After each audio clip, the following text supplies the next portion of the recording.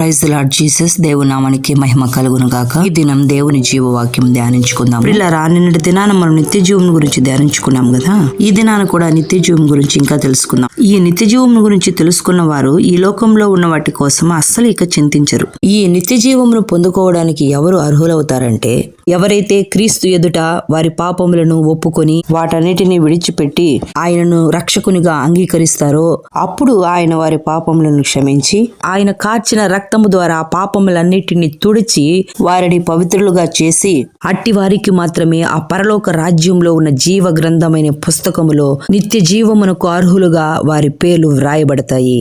ప్రియులరా, ఈ జీవ గ్రంథంలో మన పేర్లు వ్రాయబడకపోతే ఇక మనము నిత్య నరకంలోకి వెళ్ళిపోతాం. దీనినే రెండవ మరణం అంటారు. ఈ రెండవ మరణమైన నిత్య నరకముల నుంచి తప్పించి రక్షించి మనకు నిత్య జీవం ఇవ్వడానికి ఆ మహాప్రభు అయినటువంటి యేసుక్రీస్తు వారు ఈ లోకానికి వచ్చారు. ఒకవేళ మీరు అనుకుంటున్నారేమో, ఇది రెండవ మరణం ఏంటి, మనుషులందరూ ఒక్కసారి కదా చనిపోతారని. ఆ మొదటిసారి మనం చనిపోయేది శరీరానికి సంబంధించినటువంటి మరణం. అయితే ఆత్మకు కూడా మరణం ఉంటుంది. ఇదే ప్రాముఖ్యమైనది కనుక మన ఆత్మలను దేవుని సన్నిధిలో పరిశుద్ధంగా మనము నడుచుకుంటూ జీవించాలంటే యేసుక్రీస్తు మాత్రమే దానికి మార్గమై ఉన్నాడు. చూద్దాం పరిశుద్ధ గ్రంథమైన బైబిల్ నందు 14వ అధ్యాయం యోహాను సువార్త 6వ వచనము. నేనే మార్గమును సత్యమును జీవమును, నా ద్వారానే తప్ప ఎవడును తండ్రి యొద్దకు రాడు. ప్రియులరా, ఇదే పరలోక రాజ్యము. ఈ పరలోక రాజ్యమైనటువంటి ఆ నిత్య జీవమును మనం చేరుకోవాలంటే ఏసే మార్గం, ఏసే సత్యం, ఏసే జీవం అని మీరు నమ్మి ఆయన యందు విశ్వసించి ప్రతి పాపమును విడిచిపెట్టి ఆయన రక్తము ద్వారా పరిశుద్ధపరచబడి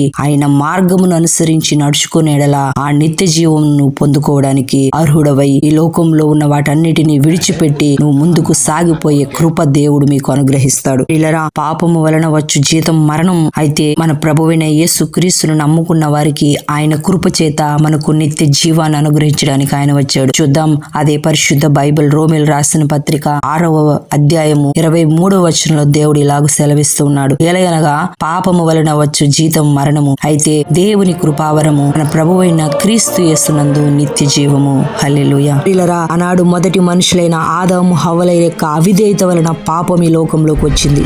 అనేకులు పాపులుగా చేయబడ్డారు. అయితే ప్రభువైన యేసు క్రీస్తు యొక్క విధేయత వలన అనేకులు నీతిమంతులుగా చేయబడాలని, ఆయన కృప చేత ప్రతి ఒక్కరూ రక్షించబడాలని దేవుని యొక్క కృప పాపం ఎక్కడ విస్తరిస్తా ఉందో అక్కడ అపరిమితంగా ఆయన కృపను కురిపిస్తున్నాడు. ఎందుకంటే మానవులను అంత అపరిమితంగా ఆయన ప్రేమిస్తున్నాడు. ప్రతి ఒక్కరూ రక్షణ పొందుకోవాలని, ఆ నిత్య జీవాన్ని పొందుకోవాలని, అందుచేతని ఆయన కృప ద్వారా ప్రతి ఒక్కరూ రక్షించబడాలని ఆయన కోరుకుంటున్నాడు. అందుకే మేము ప్రతి ఒక్కరూ నిత్య జీవం పొందుకోవాలని యేసుక్రీస్తు రక్షణ సువార్తను ప్రకటిస్తూ ఉన్నాం.